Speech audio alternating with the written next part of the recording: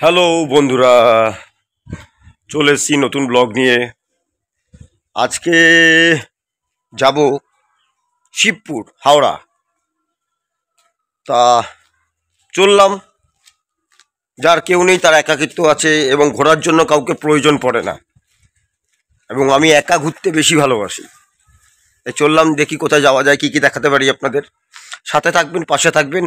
আর যারা এখনও আমার চ্যানেলটি সাবস্ক্রাইব করেননি, ক্রেজি ব্লগার বিদেশ চ্যানেলটি সাবস্ক্রাইব করে দেবেন। পাশে বেল আইকন ক্লিক করতে ভুল করবেন না, আর পুরো ভিডিওটি দেখবেন, সাথে থাকুন।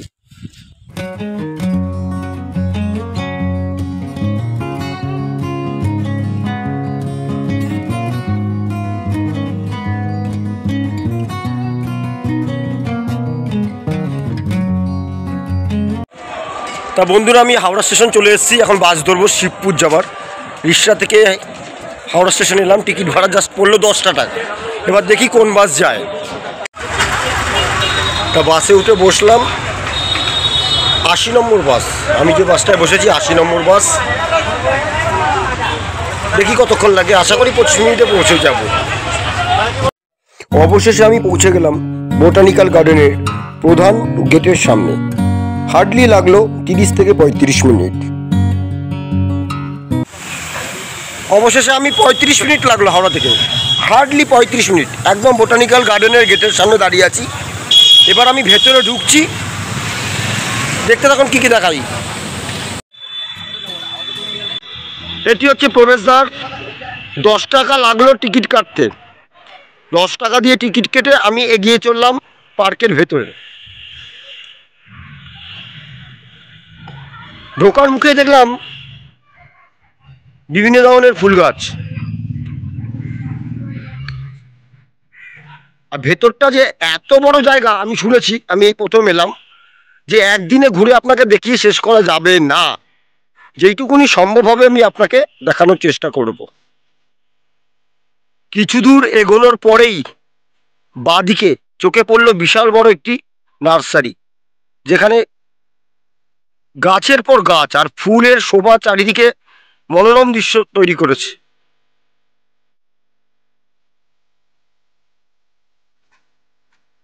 দেখতেই পাচ্ছেন দুদিকেই ফুলের গাছ।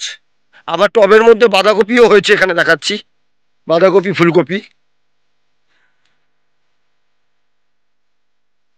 এগুলো সব টবে হয়েছে।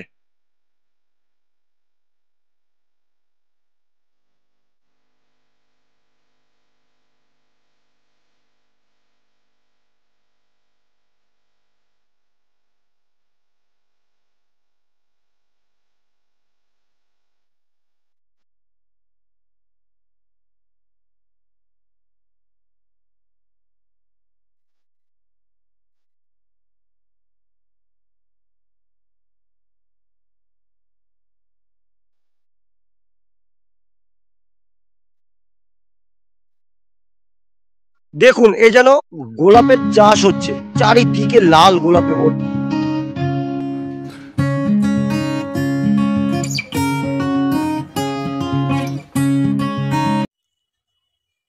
তা বন্ধুরা, ধীরে ধীরে আমি এগিয়ে চললাম সেই বিখ্যাত গাছটির দিকে, যেই গাছটি দেখতে এখানে সবাই লোকে ভিড় করে, সেই বট গাছটি। আর একটা কথাই বলবো, এখানে যারা ঘুরতে আসেন, অপরিষ্কার করবেন না জায়গা। এখানে বোতল, পানির পিক, থুতু, গুটখার পিক, এগুলো ফেলে জায়গাটাকে নোংরা করবেন না, এটা রিকোয়েস্ট। এই সেই বিখ্যাত বট গাছটি। আপনি ধরতে পারবেন না কোনটি অরিজিনাল আসল গাছ। গাছ একটি, সেখান থেকে নেমেছে অজস্র ঝুড়ি। আপনি দেখলে বিশ্বাস করতে পারবেন না আপনি কি জিনিস দেখছেন। এছাড়াও এখানে রয়েছে অসংখ্য ছোট ছোট ঝিল, বিল ও জলাশয়।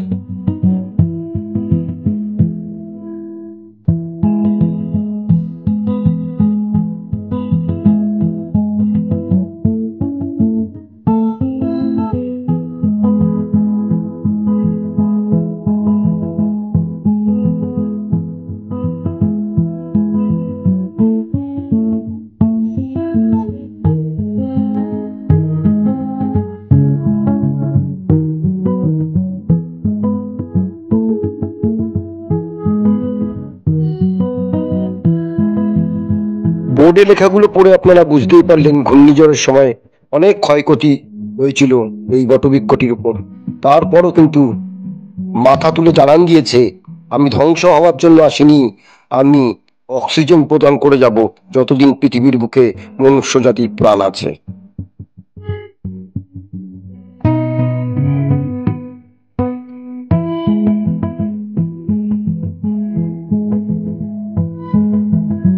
এই সেই বিখ্যাত বট গাছ যা গিনিস বুক অফ ওয়ার্ল্ড রেকর্ডে স্থান পেয়েছে। একটি বট গাছ কিন্তু তার অসংখ্য হাজার হাজার তার ঝুড়ি নেমেছে। আমি সেই বিখ্যাত বট গাছের সামনে দাঁড়িয়ে আছি। এছাড়াও এখানে আপনি বিভিন্ন ধরনের গাছ পাবেন এবং প্রত্যেকটি গাছের মধ্যে নাম খোদাই করে আছে যে সেটা কি গাছ। মানে জায়গাটা পুরোপুরি বলতে পারেন যারা বৃক্ষপ্রেমী গাছপ্রেমী তাদের জন্য একদম সুইটেবল জায়গা। আরো দেখাচ্ছি, দেখুন কি কি দেখানো যায়, কি কি দেখতে পারি। দেখতেই পাচ্ছেন বাচ্চারা খেলায় মত্ত, ঘোরাঘুরি খাচ্ছে মাঠের মধ্যে, আর ওইদিকে বড়রা আড্ডায় মত্ত। এ এক অদ্ভুত পরিবেশ। এখানে আছে দু তিনটি বড় বড় এরকম ঝিল। ঝিলের পাশে আপনারা বসার জায়গা পাবেন, বিভিন্ন ধরনের পাখি দেখতে পাবেন, পাখিদের কলরব শুনতে পাবেন, যা আপনার মনকে জুড়িয়ে দিতে বাধ্য। দেখতেই পাচ্ছেন কিছু কিছু গাছ এখানে মরে গেছে, কোনো কারণে হয়তো মরে গেছে, সেগুলো এখন ওই অবস্থায় এখানে জীবন্ত ফসিলস হয়ে সাক্ষী বহন করছে। দেখতেই পাচ্ছেন প্রত্যেকটি গাছের মধ্যে এরকম নাম লেখা আছে এবং তার সংখ্যা দেওয়া আছে, বুঝতেই পাচ্ছেন।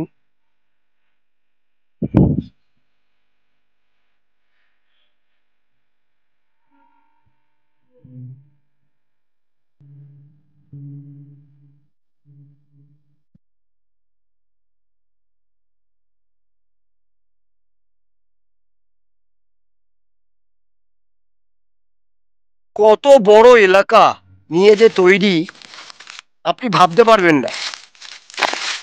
আমি এখন পুরো মনে হচ্ছে যেন অরণ্যের মধ্যে দিয়ে একা একা ঘুরছি। এ এক অদ্ভুত আনন্দ আমাকে গ্রাস করেছে। না আছে গাড়ি ঘোড়ার আওয়াজ, না আছে কোনো কুটকাচালি, না পরনিন্দা পরচর্চা, খালি আহ অক্সিজেন, খালি অক্সিজেন। চারিদিকে আপনার গাছ আর গাছ, দেখতেই পাচ্ছেন। এখানে প্রেমও করতে আসে অনেক, তা প্রেম করার মুহূর্ত এখন, সামনে ফেব্রুয়ারি মাস, প্রেমও করতে আসে অনেক। জুড়িকে দেখলাম প্রেম করছে, আমি আবার ভিডিও করছি ব্লগ করছি দেখে কেউ কেউ মুখ লোকাচ্ছে। মুখ লোকাতে হবে না, তোমরা প্রেম করো। প্রেম মানুষ হয় করে, একদম করবে, কিন্তু শালীনতা বোধ রেখে।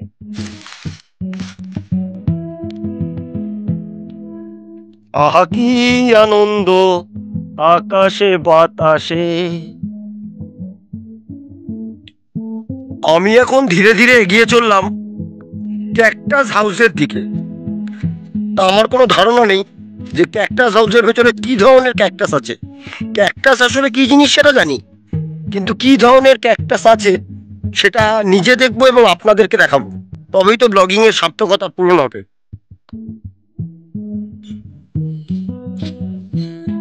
আমি ধীরে ধীরে এগিয়ে চললাম ক্যাকটাস হাউসের দিকে, দেখি ভেতরে কি আছে, কি দেখাতে পারি। ক্যাকটাস হাউসের ভেতরে দেখতে পারলাম চেনা পরিচিত অনেক ক্যাকটাস, যেগুলো অনেকগুলি আমার বাড়িতে আছে। তা দেখে ভালোই লাগলো, কিন্তু আমার ইচ্ছা যাতে এরকম দুষ্প্রাপ্য দুষ্প্রাপ্য কিছু ক্যাকটাস যদি এখানে রোপণ করা যায় বা এনে লাগিয়ে দর্শকদের দেখানো যায়। এরকম ধরনের ক্যাকটাস প্রতি বাড়িতেই আমরা দেখতে পাই, অনেকগুলি হয়তো না কাটার ফলে বড় হয়ে গেছে।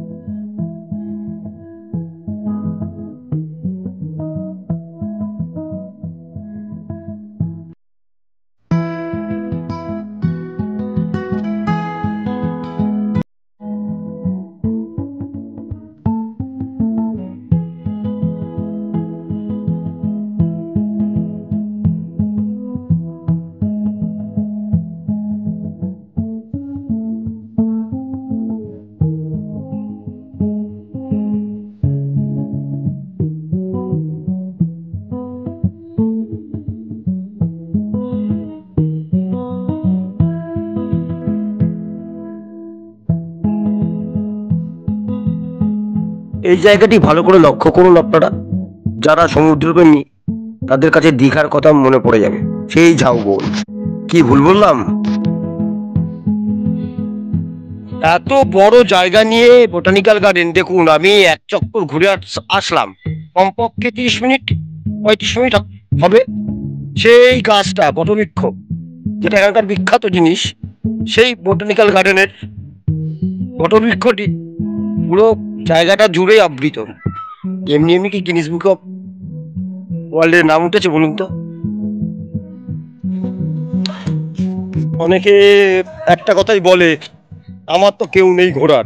অনেকে আবার সঙ্গী খোঁজে, ধোকা খোঁজে। আমি বলবো একা ঘুরুন, নিজের মনের মতন ঘুরুন, জীবনকে উপভোগ করুন, কাউকে দরকার পড়বে না। এই জায়গাটি লক্ষ্য করুন, সব পাম গাছে ভর্তি। খালি গলিটা দেখুন, প্রশস্ত গলিটা দেখুন, মন জুড়ে দিতে বাধ্য। পাশ দিয়েই বয়ে গেছে গঙ্গা নদী।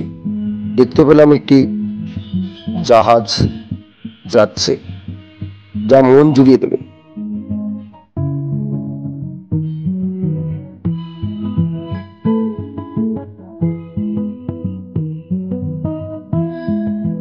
এই জায়গাটিতে অ্যাকোয়াটিক প্ল্যান্ট থাকে, এখন খুব কম দেখতে পেলাম।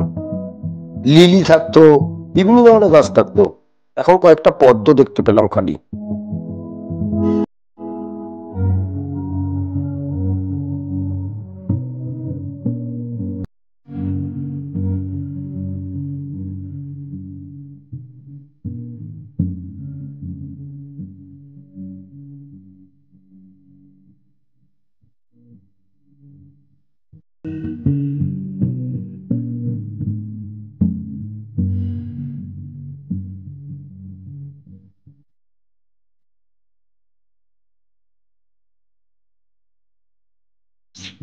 বোটানিক্যাল গার্ডেন অ্যাকচুয়ালি কেন ফেমাস, অর্ধেক লোক জানে, অর্ধেক লোক জানে না, জানার ইচ্ছা নেই।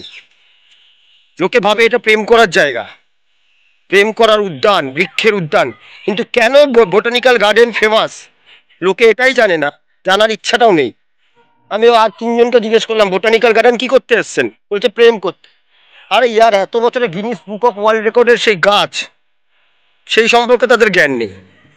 মানুষের জ্ঞানের পরিধি যে এতটাই নিম্নগামী হয়ে গেছে, যে ভাবলে বা এগুলো জানলে নিজেদেরকে কষ্ট লাগে আর কি। আজকের মতন ব্লগ তাহলে এখানে শেষ করছি, এবার বাড়ি যাবার পালা। তবে যাবার আগে একটা কথাই বলে যাই, এখানে যারা আসবেন ভেতরে অবশ্যই অনেক বড় জায়গা, ঘুরুন ঠিক আছে, কিন্তু নোংরা করবেন না। আর অ্যালকোহল জাতীয় কোনো বস্তু না নিয়ে আসাই ভালো, নিয়ে আসবেন না, খাবেনও না। আর যারা অনেকক্ষণ থাকবেন ঠিক করেছেন ভেতরে, ভেতরে খাওয়ার জায়গা খুব বা দোকান স্টল ফল খুব কম আছে, আপনারা সঙ্গে করে কিছু খাবার নিয়ে আসবেন এবং খেয়ে দিয়ে জায়গাটা নোংরা করবেন না। একটা প্লাস্টিকের ভেতর ঢুকিয়ে ডাস্টবিন আছে, ডাস্টবিনে ফেলে তবেই কিন্তু যাবেন। এটা আপনাদের নৈতিক কর্তব্য। তাহলে আজ তাহলে আসি, দেখা হবে খুব শিগগিরই। টাটা।